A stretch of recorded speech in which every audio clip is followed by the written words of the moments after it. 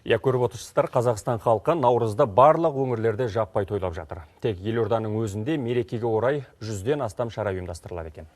Расымен бұл мейрамды халық көп күтті. Тіпті шаралардың бір қатары өткен демалыс күндерінде де өтті. Олай болса, елордалықтар наурызды қалай атап өтіп жатыр? Тілшіміз Дана Әлиева талқатсын. Елорда тұрғындары наурыз мейрамын өткен демалыстан бастап атап өтуде. Достық үйінің маңында ауқымды ойын-сауық бағдарламасы ұйымдастырылып, алам балақайлардың күлкісіне толды. Араға бірнеше жыл салып карантиндік шаралар тыйылып, наурыз мейрамын көпшілікпен тойлайтын шақ жеткеніне балақайлар ғана емес, күллі халайық қуанышты.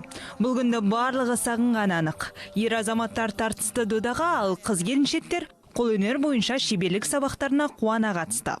Концерттік бағдарламадан тыс 21 этномәдени орталық өкілдері кеш қонақтарына ұлттық тағамдардан дәм таттырды. Негізі бүкіл концерттік бағдарламаға біздің жастарымыз да, балаларымыз да, үлкен кісілер де бәрі қатысып жатыр. Қаншама кісілер келіп, осы жерде қонақ болып жатыр шараның. Сосын үлкен 3 киіз үй тігілді. Оның ішінде ұлттық тағамымыз наурыз көже таратылып, және палау жасап, ыстық бауырсақ таратылды.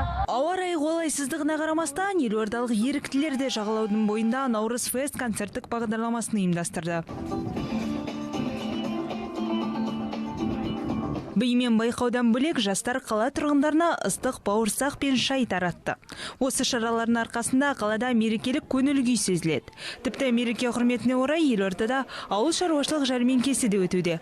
Мұндағы бағалар нарықтағыдан 15%-ке арзан. Ал ең басты мерекелік шара елордада ертең өтеді. Қаланың әр ауданы ақшаңқай киіз үйлер мен ән жырға толады.